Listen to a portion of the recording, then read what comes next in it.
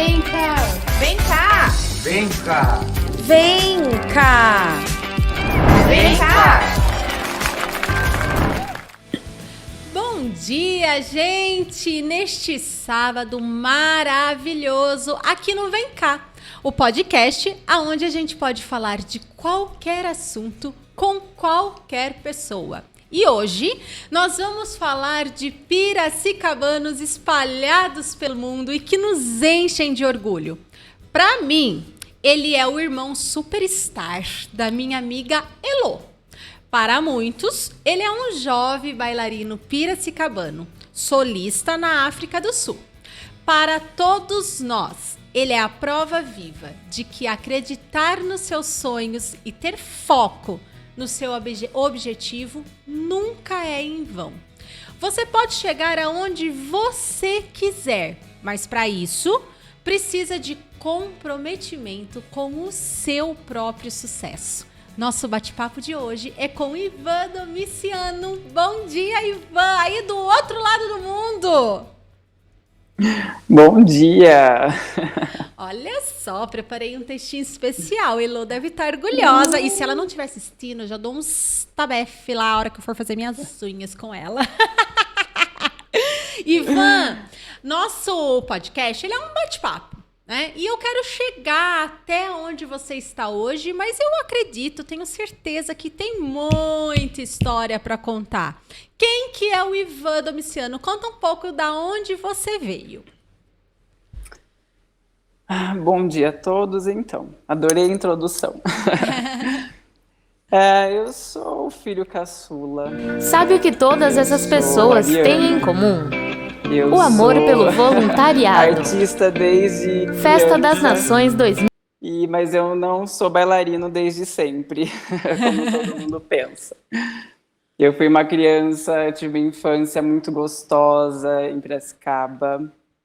Eu brinquei muito, eu tive muita oportunidade, meus pais me deram muita liberdade de escolher o que eu queria fazer, e até então eu achava que eu ia ser um desenhista. Depois eu achei que eu ia ser um chefe de cozinha. E até então eu fui descobrindo vários caminhos nessa infância. Eu fiz aula de desenho, eu fiz capoeira, eu fiz biscuit, eu fiz artesanato. Até então, realmente alguém vir e me dar um empurrão, literalmente um empurrão, e começar a fazer aulas de balé com 13 anos. Mas eu danço desde os 8. Você sabe que você falando isso, sempre você seguiu a linha mais artística, né? Sem dúvida. Sempre. Até gastronomia, se a gente pensar, é uma arte, né? Que no caso eu não tenho, mas tudo bem. E aí, então, com quantos anos você começou a dançar? E como que foi esse empurrão? Conta essa história pra gente. Foi assim.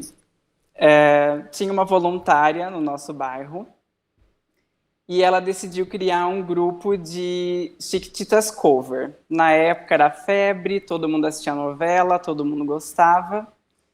E eu via algumas meninas se movimentando na escola. A gente vai fazer um teste, vai ter esse grupo de dança que a gente vai fazer parte e vai ser Chiquititas Cover.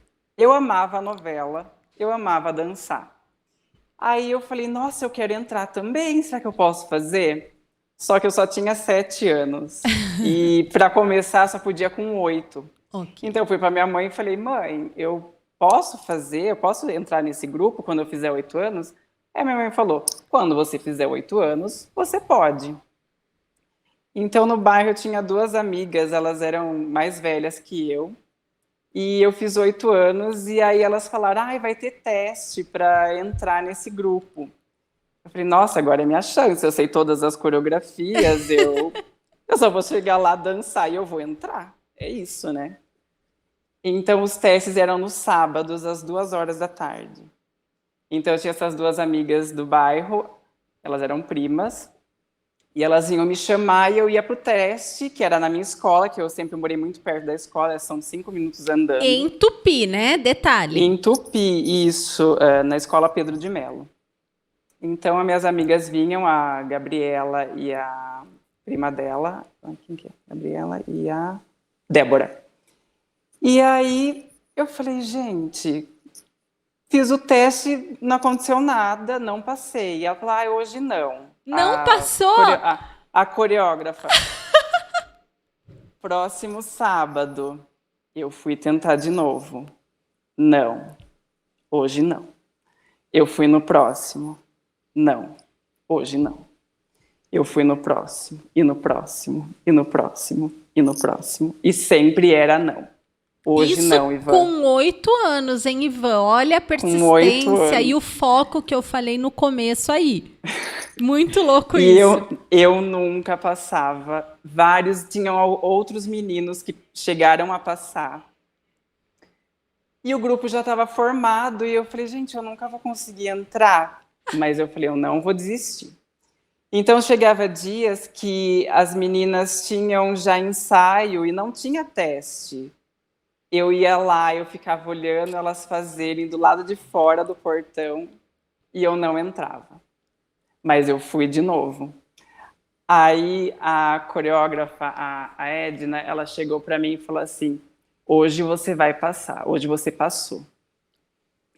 Porque eu queria ver até onde você ia, até onde você queria entrar. Gente, foi então que depois isso só, Ivan, faz 20 anos, né, mais ou menos isso, e você tem essa... Mais, né, 8 anos, 18, 20... Mais de 20 anos. Desculpa, E você tem essa memória muito fresca, como isso te impactou, né? Foi muito. E aí ela falou, passou. Aí eu passei, enfim... Foi esse drama de eu não conseguir passar. Enfim, eu acabei passando, mas eu era criança, não via muito o porquê que ela me disse. Até então, naquela época, eu não entendia. Uhum. Por que ela falou, eu queria ver até onde você vai, eu não tinha entendido. Sim. Então, eu comecei a fazer parte do grupo, eu dançava, eu era um integrante do grupo, eu estava muito feliz fazendo isso. A gente fazia algumas apresentações, ia para o shopping, alguns eventos no bairro, era uma coisa bem... eventos na escola também, a gente dançava. E eu gostava de fazer parte daquilo, eu aprendi alguns passos e outros. E ela começou a ver alguma coisa diferente em mim, e ela falou assim, eu acho que você é um bailarino clássico. Aí eu falei, bailarino clássico? Eu já tinha assistido, eu já tinha visto balé na vida, mas eu até então não entendia muito por que eu, um bailarino clássico. Então essa professora, ela chegou até os meus pais e falou, olha, eu acho que o Ivan, ele tem talento para o balé clássico, e eu queria saber se vocês não se importam de pôr ele para fazer balé clássico, porque aqui a gente só aprende a coreografia, e não é uma coreografia que... assim, difícil, não é o balé clássico, era uma coreografia mais um jazz misturado com hip hop, com uma dança, assim, não era clássico. Sim. E ela dizia sempre que eu era um bailarino clássico. Então ela conversou com os meus pais e depois os meus pais vieram conversar comigo. A Edna falou que você quer fazer balé clássico? Eu não falei que eu quero, eu nem sei o que eu quero. Enfim, isso passou um tempo, eu comecei a fazer só aula de jazz e fazer aula de contemporâneo com ela. E ela ainda insistia, não, você tem que fazer balé clássico, eu vou te levar para fazer balé clássico. Então acabou que um tempo depois esse grupo se desfez, não era mais época, as Chiquititas, a novela acabou. E eu fui fazer um passeio um dia no centro da cidade. Sabe quando tem a feirinha na Praça José Bonifácio? Sim, sei. E eu estava passeando com os meus pais, andando normal, assim, vendo a feira. E a gente encontrou essa professora, a Edna. Oi, Edna, tudo bem? Ai, quanto tempo! Nossa, o que você está fazendo aqui? E ela tinha uma barraca, se eu não me engano, ela vendia artesanato em bambu. Ok. E aí meus pais estavam olhando, conversando com ela. Chegou uma hora que ela parou. Ela falou para o meu pai e para minha mãe, olha, cuida da minha barraca. Eu já venho. Ela me pegou pelo braço e a gente começou a correr. Correr. Meu Correr. Deus! Só que a gente já tinha uma intimidade, eu já até tinha eu conheço os filhos da Edna, são meus amigos, enfim. Os meus pais ficaram, e a Edna vai levar ele a algum lugar. Tipo, eu não sei o que passou na cabeça dos meus pais, uma pessoa me pegar pelo braço e começar a correr. Ela falou, eu já venho. Correu. Eu só me lembro de abrir uma porta, subir algumas escadas e ela bateu numa porta e eu vi que eu estava numa sala de balé no Clube Coronel Barbosa. Sim! Foi num sábado, eu nunca me esqueço. Ela abriu a porta, era uma sala de balé e uma professora. Oi, tudo bem? Quanto tempo? Esse é o Ivan e ele quer fazer balé. Meu Deus! Gente, como a Edna teve um papel crucial na sua trajetória. Foi. Depois daquele dia, foi num sábado. No sábado seguinte, eu já estava fazendo balé e eu nunca mais parei. Meu Deus. Ivan, e a sua família sempre apoiou essa decisão? E eu tô falando mais por ser uma questão artística. Você é o único que seguiu essa vida e eles te apoiaram, porque é difícil uma decisão, mas é fácil o povo falar assim, eu quero ser médico, advogado, engenheiro, mas artista, bailarino, a sua família te apoiou? No começo, todo esse começo, eu ter entrado já na semana seguinte, eu sempre tive muito apoio dos meus pais, do meu pai, da minha mãe, meus irmãos também, sempre me apoiaram, eles nunca falaram nada que eu tinha que desistir disso ou que eu deveria seguir outra carreira. Eu tive maior apoio da minha família, graças a Deus. Eu conheço muitos amigos que não tiveram essa mesma sorte. E da onde? Até então, era apenas um hobby, eu só fazia balé. Até então, isso dos 13 aos 16 anos, até então, eu só fazia aula 2, 3 vezes por semana e era aquilo, não tinha muito que ser cobrado, né? Foi depois, quando eu fui ficando mais velho, que realmente... Foi com 16 que eu descobri que eu queria ser bailarino, ter uma carreira. Que até então meus pais, eles entendiam o que era eu ir fazer balé, eu me ocupar disso, eu ter minha apresentação no final do ano, mas eles não sabiam que eu iria seguir carreira, que isso iria ser minha profissão. Então, até eu ter que descobrir com quem que eu ia ter que trabalhar para eu poder abrir caminhos, que uma carreira de um bailarino precisa ser bem cuidada, até tudo isso acontecer, aí começou a ser um problema, porque eu comecei a fazer 16, 17, 18 anos e eu não estava trabalhando. Eu só fazia balé e mais nada, não estava estudando, não fazia uma faculdade. Então, o meu pai, ele começou a cobrar muito de mim, porque aí o balé é uma arte muito cara, né? Então, são muitas sapatilhas que eu usava, viagens, então tudo. Eu sempre tive bolsa de estudos, então eu tive bolsa de estudos estudando em Piracicaba, quando eu estudei em Campinas, na Lina Penteado, e quando eu estudei em São Paulo. Eu sempre tive bolsa de estudo, mas o transporte, a minha alimentação, eram os meus pais que tinham que arcar com isso. Então, ele começou a reclamar, falou, não, mas você só vai no balé, você não ganha nada, você só dança, não tem um retorno.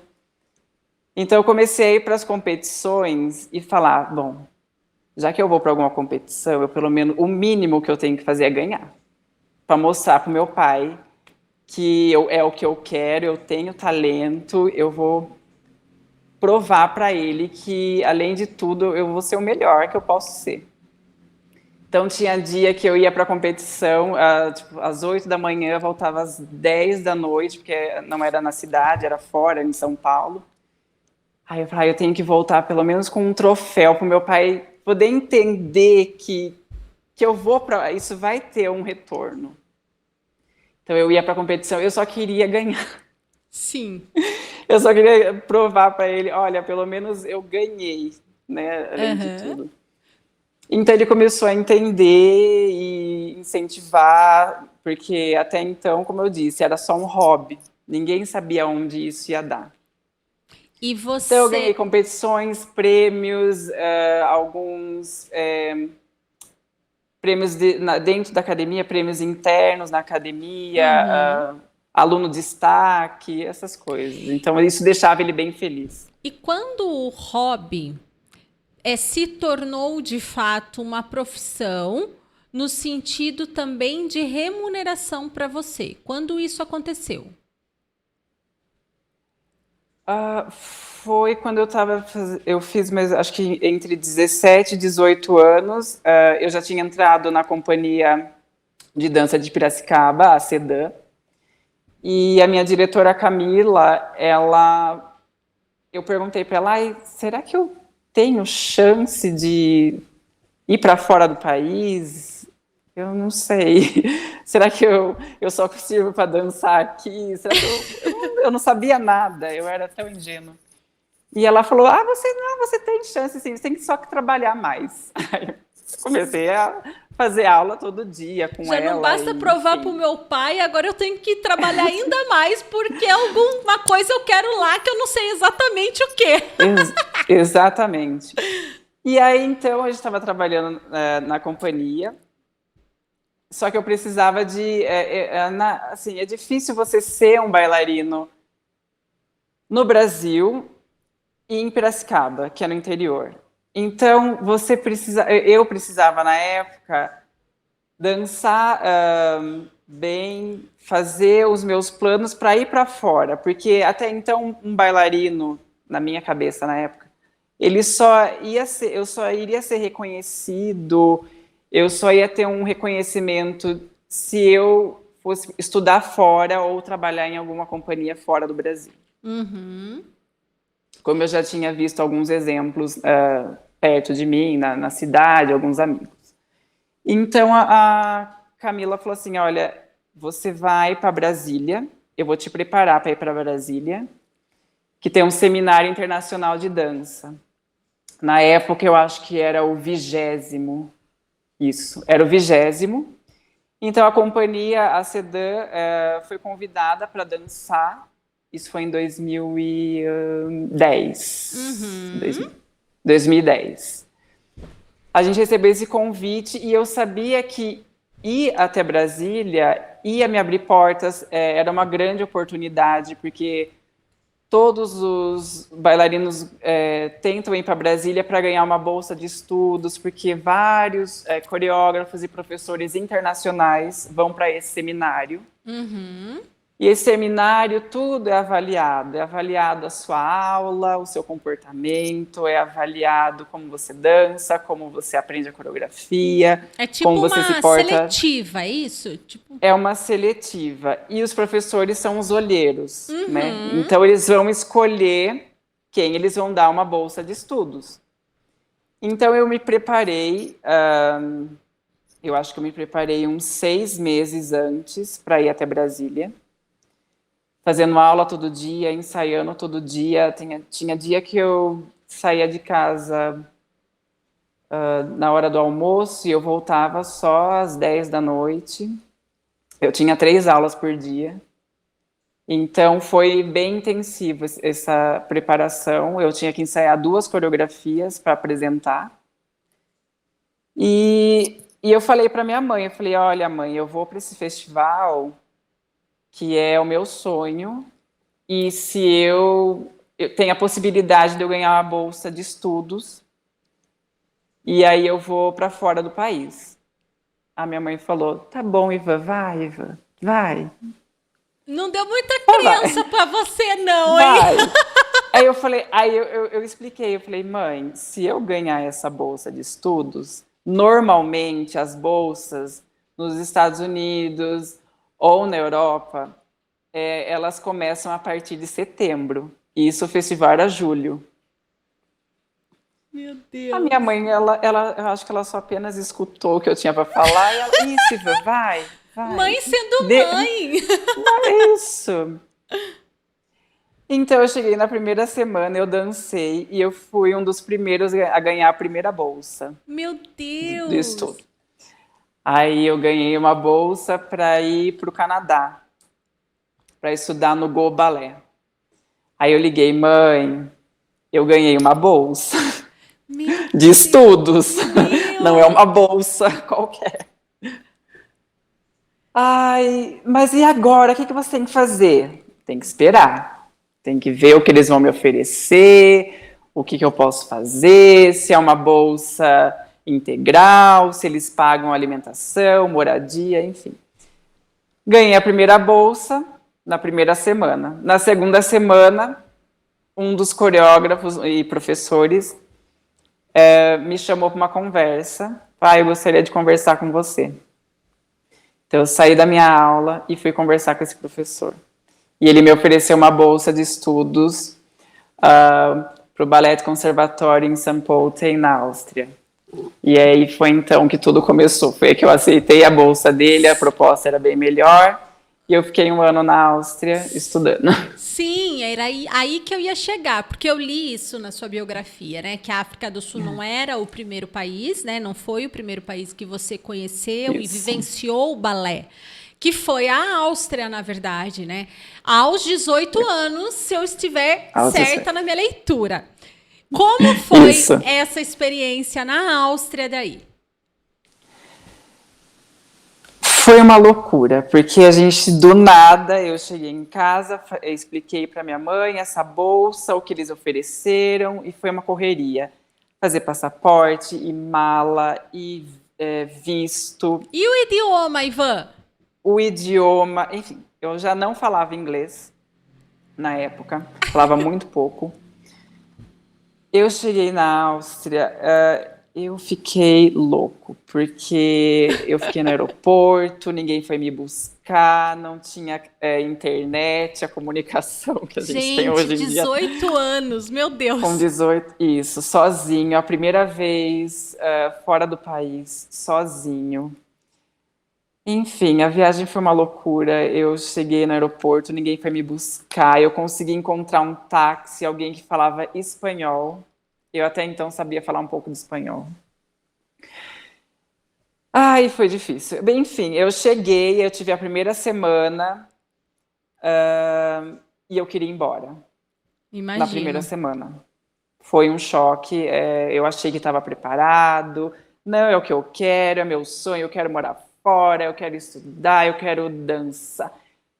E não era nada daquilo. Na primeira semana foi muito difícil.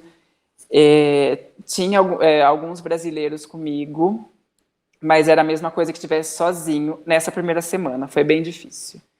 Eu tinha um quarto, era frio, lá fora já estava quase que nevando. Se acostumar com a língua, se acostumar com tudo foi um choque, mas foi muito necessário. Foi, lógico, vendo hoje tudo que eu passei, mas na época foi muito difícil. Não falar a língua, os professores serem russos, as correções... Deus, na Áustria falando com russo. E inglês que você não sabia falar. Na época, às vezes, em uma frase, eu falava russo, português, inglês e alemão. Em uma frase, conversando com algum amigo. Nossa. Era uma mistura, enfim, foi ótimo. Eu Quanto aprendi tempo muito. você ficou na Áustria? Foi 1 ano. Nossa, 1 ano bastante. de bolsa de estudos. Bastante. Então, eu aprendi muito, eu viajei. Eu tive a oportunidade de trabalhar com coreógrafos internacionais, aprender outro idioma. Não falo fluente alemão, porém sei um pouco, mas o básico era o básico para me virar. Eu aprendi mais inglês na Áustria do que o alemão em si. E e aí foi 1 ano, voltou. O que te levou para a África do Sul? Depois que eu voltei, eu fiquei um tempo no Brasil e eu fui trabalhar no Rio de Janeiro. Eu tive uma experiência no Rio de Janeiro, eu acho que eu fiquei, se eu não me engano, um ano e meio trabalhando em Campo dos Goytacazes, no interior do Rio. Abriu uma oportunidade de uma companhia pequena lá e eu precisava o quê? Trabalhar, dinheiro, né?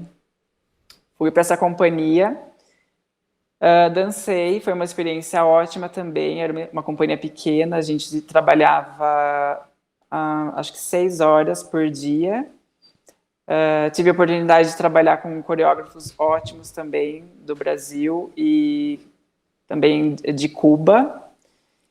Então, voltei para a Sedan, eu estava ainda fazendo alguns trabalhos, como eu estava dando aula, outros trabalhos eu estava sendo convidado para dançar em alguns lugares, indo para São Paulo.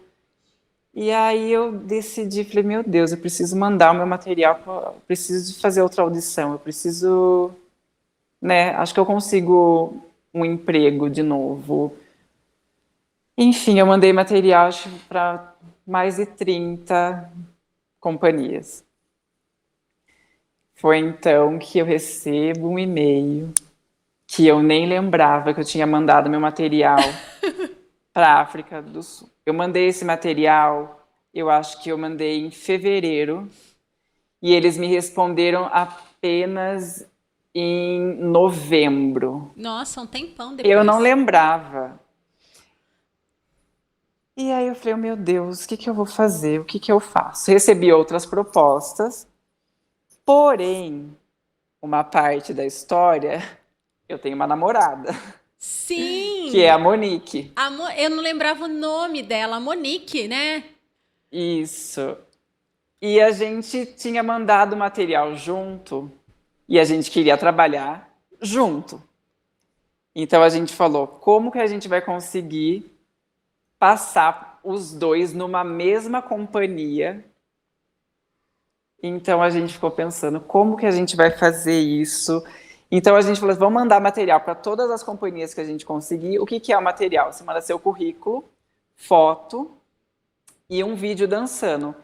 Então a gente gravou um vídeo junto, os dois dançando, e a gente falou, a sorte está lançada, a companhia que oferecer a melhor proposta seria o que a gente iria aceitar, e a gente queria trabalhar junto, ou pelo menos perto, né? Pelo menos se a gente fosse para a Europa, na Alemanha, tem várias companhias pequenas e várias cidades que são próximas.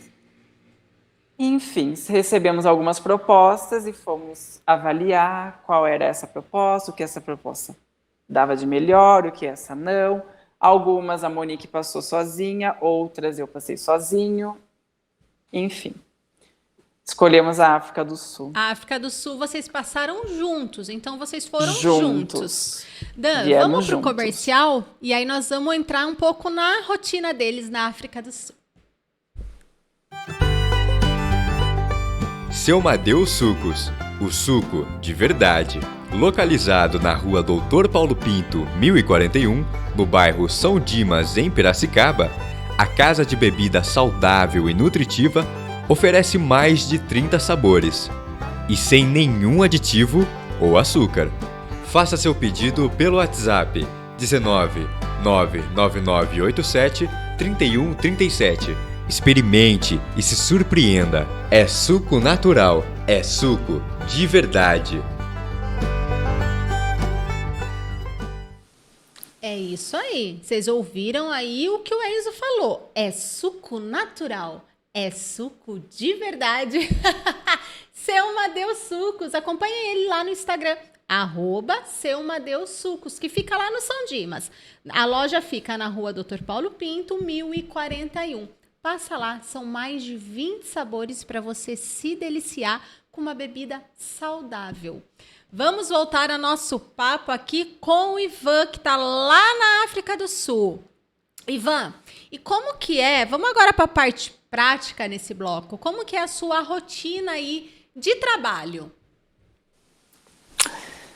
A minha rotina eu acordo de manhã, eu tomo meu banho, meu café da manhã, Não é nada especial, porque eu não gosto de comer muito de manhã. Então, é um pão, um ovo e um chá gelado. Faço alguns exercícios e vou pro balé. Chegando no balé, eu tenho o meu aquecimento, mais ou menos, eu demoro uns 45 minutos para me aquecer, então eu faço alguns exercícios pro meu pé, fortalecimento, algum alongamento, e a minha aula começa das 10 às 11h15, 15 minutos de intervalo para fazer alguma coisa, descansar, pôr a perna para cima, depois da aula. E aí começa a minha rotina de ensaios. Então depende do balé que a gente está fazendo. No momento a gente está aprendendo Romeu e Julieta. E aí a gente tem os personagens que é designado para cada bailarino fazer. No momento eu estou aprendendo o papel do Mercúcio, do Benvolio, que são os amigos do Romeu, e o Paris, que é o pretendente da Julieta. Então eu vejo onde que eu olho no quadro. Então, eu tenho geralmente ensaio depois da aula, são os principais que ensaiam, e são 2 salas, e o corpo de baile ensaia numa outra sala. E assim a gente vai revezando. Aí eu tenho uma pausa de 1 hora pro almoço. E depois do almoço, a gente segue até às 6 da tarde. Depois vem embora, tomo banho, faço janta. E aí assisto algum filme, alguma série, e aí eu descanso. A Monique tá aí também ainda, continua aí. Isso, ela é a bailarina principal da companhia. Que bacana. E uma curiosidade de quem é leiga sobre isso. Vocês apresentam quantos espetáculos por ano? Ou é só no final do ano? Como que é isso?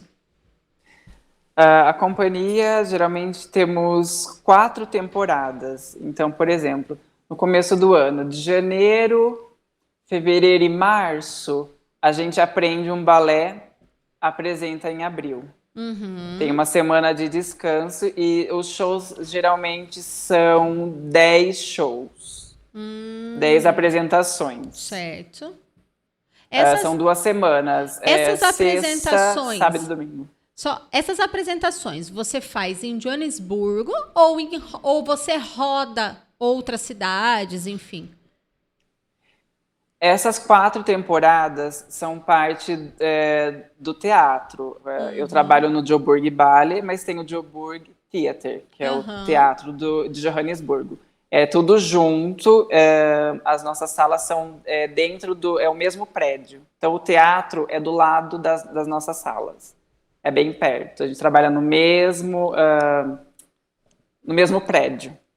Isso tudo acontece, essas 4 temporadas, ou 3, depende do ano, todas acontecem nesse teatro. E a gente tem algumas viagens, uma ou outra viagem fora desse roteiro. Entendi. Segunda-feira eu vou dançar em Lesoto. Oh, que bacana! E isso. Outra coisa, o povo daí, ele consome cultura? É um povo que gosta de balé? Como que são esses espetáculos? São cheios? Tem público para isso?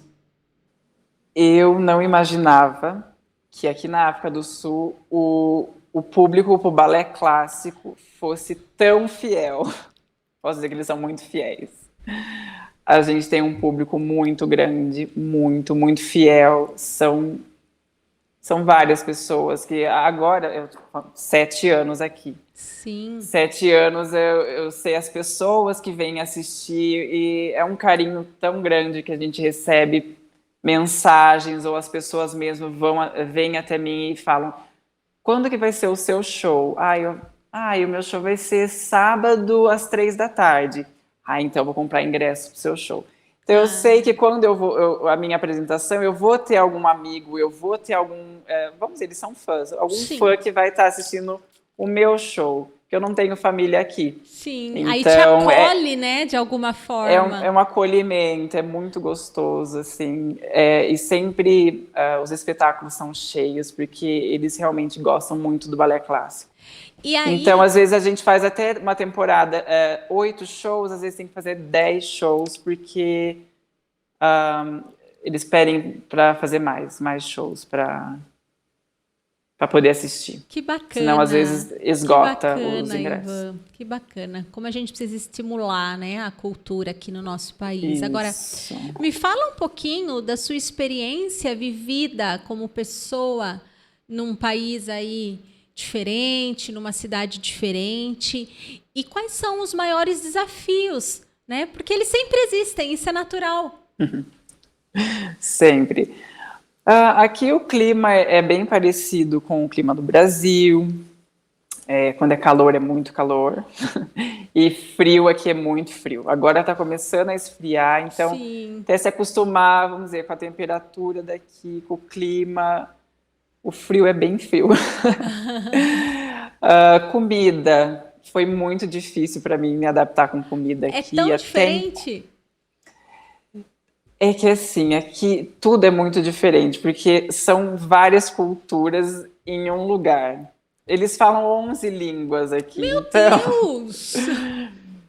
Sim, normalmente uma pessoa que fala 4, 5 línguas africanas, sul-africanas. Uhum. Sim, óbvio que todo mundo se comunica em inglês, o inglês é a base. Mas, então imagina, se são 11 línguas, são 11 diferentes tipos de comida, enfim, é bem diversificado as coisas aqui. Mas a sua jantinha você faz ainda, você encontra um feijãozinho, arrozinho para fazer. Então, no começo, sem conhecer nada, sem saber qual mercado ir, aonde comprar, qual é melhor.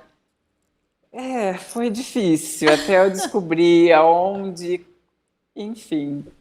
Mas aí agora eu consigo me virar muito bem, fazer minha comida, fazer meu feijãozinho, meu arroz. Ai, que beleza! Mas quando vem também, né, coitada da mãe, ela tem que fazer todos os gostos do Ivan. Todos os meus gostos, porque é difícil, eu sinto muita falta, eu gosto muito da comida brasileira. E eu já estive em outros países e eu sempre vou falar que a comida do Brasil é a melhor comida do mundo. Modéstia à parte, também acho. Ô, Ivan, e você fez amigos por aí? Amigos de verdade? Você mantém contatos com os seus amigos daqui? Tenho muitos amigos aqui. A gente fala que é a nossa família brasileira, porque somos em 6, 7 brasileiros. Agora nem lembro. Acho que somos em 6 brasileiros. Já fomos em 11 brasileiros trabalhando juntos, cada um de um estado, cada um... e a gente se juntou aqui, trabalha junto, é uma família. Tem vários brasileiros que moram aqui, hoje em dia a gente também se reúne, tem uma amizade. E eu tenho meus amigos no Brasil, sim, meus amigos fiéis da escola. Todo ano a gente se encontra no final do ano, faz churrasco. Você estava falando, inclusive, nos bastidores, que você vem todo ano, né? Isso, todo ano. Que bacana. Ano passado não. Ano passado eu não fui. Foi a primeira vez que eu fiquei aqui. Ah, então mamãe deve estar com muita saudade, Ivan. Tem que voltar agora em dezembro, hein? Ivan, irei voltar. Eu queria entrar num assunto um pouco com você em duas vertentes diferentes, que é preconceito. A primeira delas é, por ser um brasileiro morando em outro país, você teve algum tipo de dificuldade em relação a isso, por ser um brasileiro? Sofreu algum tipo de preconceito? Ou a gente pode considerar que o povo da África do Sul é um povo acolhedor?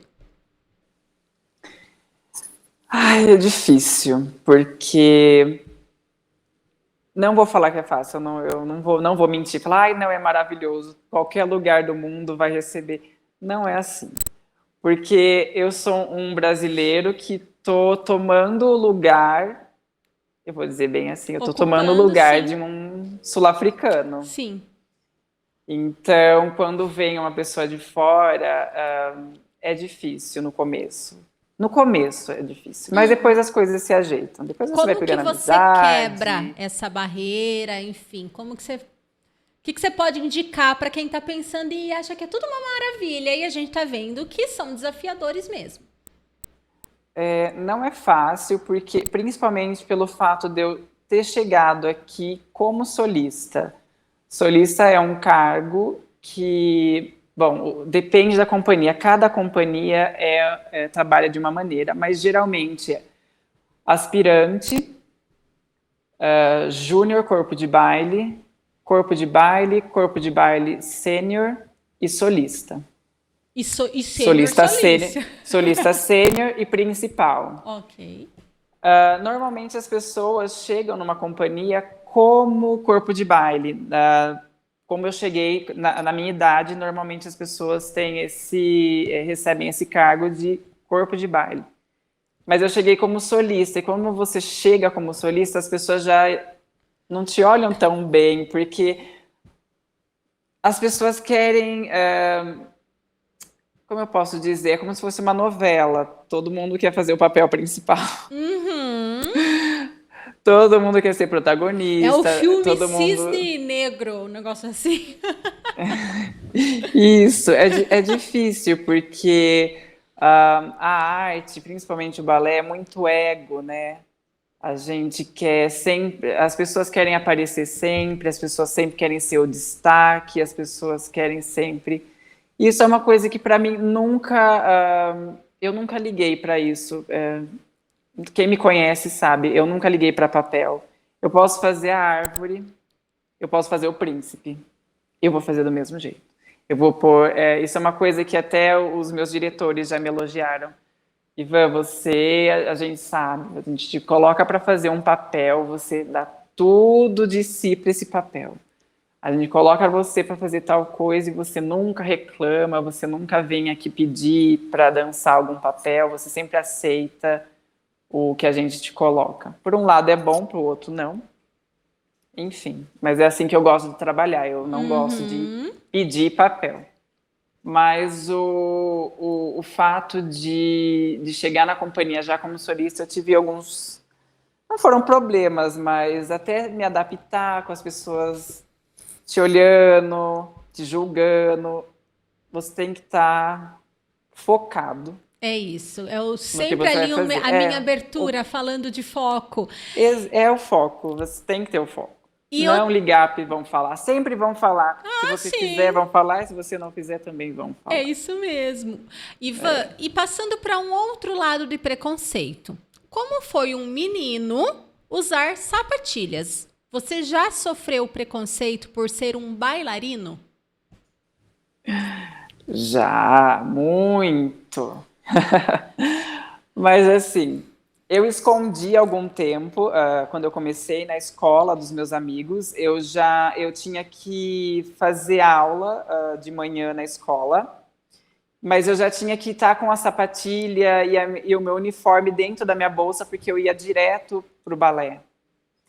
Então, eu fui escondendo, e um dia eu abri a bolsa, viram a sapatilha. O que é isso? Você está fazendo balé?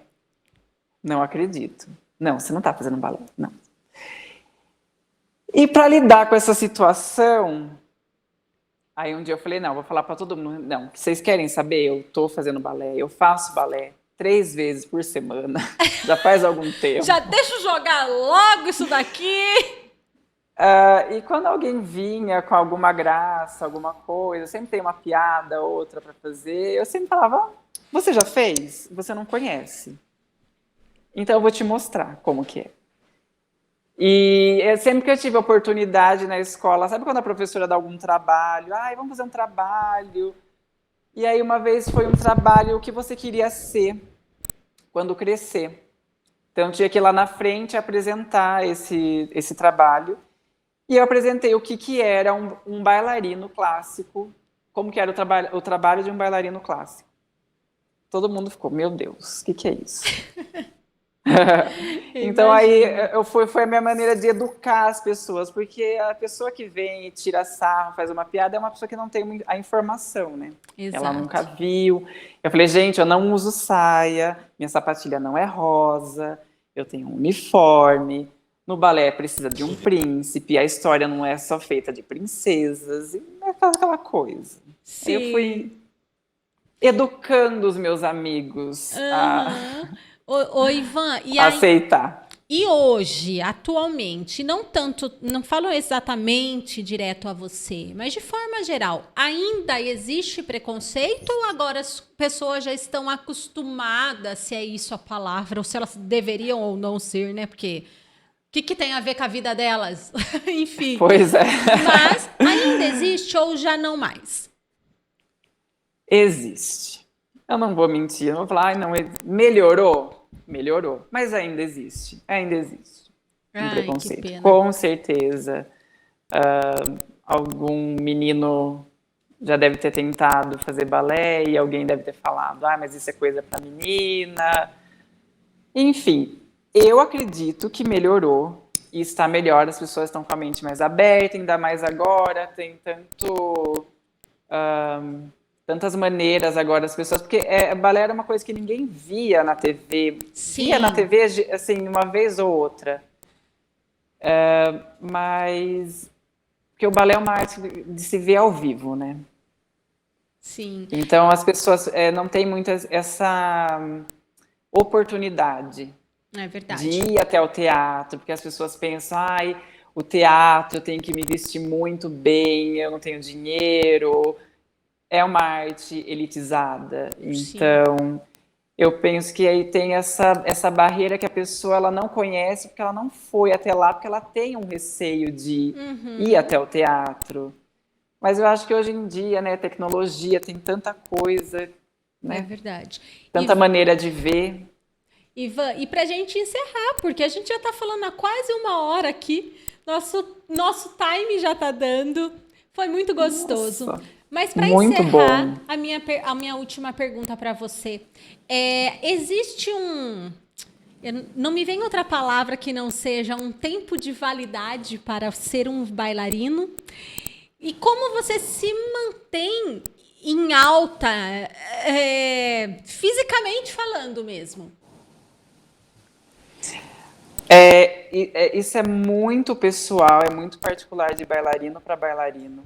Eu, graças a Deus, nunca tive nenhuma operação. Tenho amigos que já tiveram 3 operações no joelho, 2 num pé, 2 no outro, isso e aquilo. Eu procuro me cuidar muito bem, me aquecer sempre antes de dançar, nunca tá frio, porque eu já me machuquei várias vezes, eu já até torci feio o meu pé esquerdo. Foi em um ensaio acho que 2018. Eu torci e não pude dançar, porque foi uma torção bem complicada, não tive que operar. Mas não é uma carreira muito longa, não. Eu tô aí no meio, eu tô já me descobrindo como professor, como remontador, eu já tô indo para esse caminho, que logo, logo eu vou deixar os palcos, sim. Entendi. Eu achei que para mim... Mas isso é de bailarino para bailarino. Tem bailarino que se aposenta com 36, tem bailarino que se aposenta com 45. Então, eu achei... Me surpreende, porque eu achei que para mulher era mais jovem, né? Mais com seus 30 anos, talvez. Mas para homem era bem mais velho, na verdade. Mas acho que fisicamente exige demais, né, mesmo? Exige muito. Eu tenho uma sorte de parecer muito jovem, como são certos papéis que eu ainda não faço, porque o meu diretor já chegou para mim e falou assim, olha, eu não posso pôr esse personagem, eu acho que você parece muito jovem para ser tal personagem. Sim. Eu já ouvi várias vezes isso. Mas aí não sei, vai de bailarino para bailarino, né? Como eu te disse, tem bailarino que eu já vi se aposentar com 36. Tem bailarino que eu já vi aposentar com 45. Vamos Então. ver até onde Ivan vai só na frente dos palcos. Porque tem uma longa carreira e muito chão aí, né, Ivan? Muito pó pra comer. Tomara. Ivan, qual é a sua rede social? Como que as pessoas podem acompanhar o seu trabalho?